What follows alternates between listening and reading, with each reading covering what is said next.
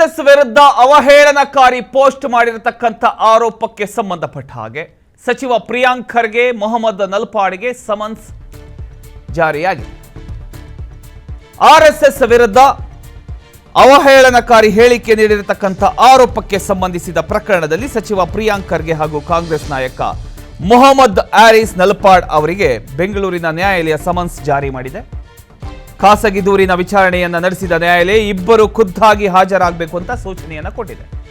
ಬೆಂಗಳೂರಿನ 42ನೇ ACJM ಕೋರ್ಟ್ನಿಂದ summons ಜಾರಿಗೆ ಆದೇಶ ನೀಡಲಾಗಿದೆ. ಕ್ರಿಮಿನಲ್ ಮಾನನಷ್ಟ ಕೇಸ್ ವಿಚಾರಣೆಗೆ ಅಂಗೀಕರಿಸಿದ ಕೋರ್ಟ್ ಜುಲೈ 21ರಂದು ಖುದ್ದಾಗಿ ಹಾಜರಾಗಬೇಕು ಅಂತ ಸಮನ್ಸ್ ಜಾರಿ ಮಾಡಿದೆ.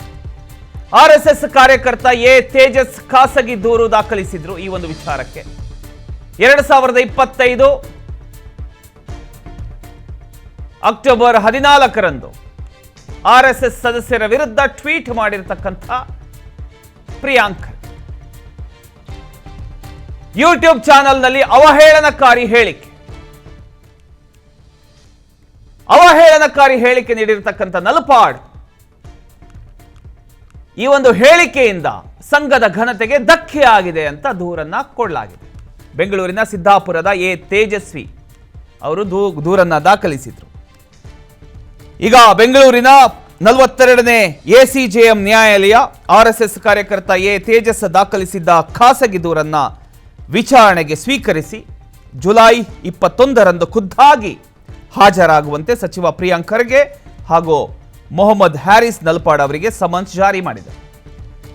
ದೂರಿನ ಪ್ರಕಾರ ನಾನು ಆಗಲೇ ಹೇಳಿದಾಗೆ 2025 ಅಕ್ಟೋಬರ್ 14ರಂದು ಸಚಿವ ಪ್ರಿಯಾಂಕ್ ಖರ್ಗೆ ಸಾಮಾಜಿಕ ಜಾಲತಾಣ ಎಕ್ಸ್ ಅಲ್ಲಿ ಆರ್ಎಸ್ಎಸ್ ಸದಸ್ಯರ ವಿರುದ್ಧ ಅವಹೇಳನಕಾರಿ ಟ್ವೀಟ್ ಮಾಡಿದ್ದಾರೆ ಅಂತಕ್ಕಂಥ ಆರೋಪ ಕೇಳಬಂದಿದೆ. ಇದರ ಬಗ್ಗೆ ಇನ್ನಷ್ಟು ಡೀಟೇಲ್ಸ್ ಕೊಡ್ತಾರೆ ನಮ್ಮ ಪ್ರತಿನಿಧಿ ಹನುಮಂತರಾಜು. ಹನುಮಂತರಾಜು, ಈಗ ಈ ಒಂದು ವಿಚಾರದ ಬಗ್ಗೆ ಇನ್ನಷ್ಟು ಡೀಟೇಲ್ಸ್ ಕೊಡೋದಾದ್ರೆ ಯಾವಾಗ ಹಾಜರಾಗಬೇಕು, ಯಾವ ಒಂದು ವಿಚಾರಕ್ಕೆ ಸಂಬಂಧಪಟ್ಟ ಹಾಗೆ ಅನ್ನೋದ್ರ ಬಗ್ಗೆ ಕಂಪ್ಲೀಟ್ ಡೀಟೇಲ್ಸ್ ಕೊಡಿ. ಎಸ್ ಪ್ರಮೋದ್, ಏನು ಪ್ರಿಯಾಂಕ ಖರ್ಗೆ 2025 ಅಕ್ಟೋಬರ್ 21ರಂದು ಏನು RSSನ ಬಗ್ಗೆ ಏನು ಟ್ವೀಟ್ ಮಾಡಿದ್ರು, ಅದೀಗ ಏನು ಅವ್ರಿಗೆ ಸಂಕಷ್ಟ ಕೂಡ ತಂದೊಡ್ಡಿದೆ. ಇದಕ್ಕೆ ಸಂಬಂಧಪಟ್ಟಂತೆ ಈಗಾಗಲೇ 42ನೇ ಎಸಿಜೆಎಂ ಏನು ನ್ಯಾಯಾಲಯ ಏನಿದೆ ಅವ್ರಿಗೆ ಏನು ಜುಲೈ 21ರ ಒಳಗೆ 21ನೇ ತಾರೀಕರಂದು ತಾವು ಖುದ್ದಾಗಿ ಹಾಜರಾಗಬೇಕು ಅಂತ ಹೇಳಿ ಈಗ ಇದಕ್ಕೆ ಕೋರ್ಟ್ಗೆ ಸಮನ್ಸ್ ನೀಡಿದೆ. ಜೊತೆಗೆ ನಲ್ಪಾಡ್ಗೂ ಸಹ ಈಗ ಸಮನ್ಸ್ ಅನ್ನ ಜಾರಿ ಮಾಡಲಿದೆ. ಪ್ರಕರಣ ಸಂಬಂಧ ಏನು 2025 ಅಕ್ಟೋಬರ್ 24ರಂದು RSSನ ಚಟುವಟಿಕೆಗಳನ್ನು ನಿರ್ಬಂಧ ಮಾಡಬೇಕು ಅಂತ ಹೇಳಿ ತಮ್ಮ ಎಕ್ಸ್ ಖಾತೆಯಲ್ಲಿ ಪ್ರಿಯಾಂಕ ಖರ್ಗೆ ಅವರು ಹೇಳಿದ್ರು. ಏನು ಶಾಲಾ ಕಾಲೇಜುಗಳಲ್ಲಿ ಯಾವುದೇ ಕಾರಣಕ್ಕೂ ಬೈಟೆಕ್ಗಳನ್ನು ನಡೆಸಬಾರ್ದು, ಇದರಿಂದ ಸಮಾಜದಲ್ಲಿ ಭಯದ ವಾತಾವರಣ ಸೃಷ್ಟಿಯಾಗ್ತಿದೆ, ಜೊತೆಗೆ ಯುವಕರಲ್ಲಿ ನಕಾರಾತ್ಮಕ ಭಾವನೆ ಸೃಷ್ಟಿಯಾಗ್ತಿದೆ ಅಂತ ಹೇಳಿ ಈ ಸಂಬಂಧ ಏನು ಶಾಲಾ ಕಾಲೇಜುಗಳಲ್ಲಿ ತಮ್ಮ RSSನ ಬೈಟೆಕ್ಗಳನ್ನು ನಿರ್ಬಂಧ ಮಾಡಬೇಕು ಅಂತ ಹೇಳಿ ಮುಖ್ಯಮಂತ್ರಿಯವರಿಗೆ ಪತ್ರ ಬರೆದಿದ್ರು. ಆ ಪತ್ರವನ್ನು ಕೂಡ ಎಕ್ಸ್ ಖಾತೆಯಲ್ಲಿ ಕೂಡ ಪ್ರಿಯಾಂಕ ಖರ್ಗೆ ಅವರು ಶೇರ್ ಮಾಡಿದ್ರು.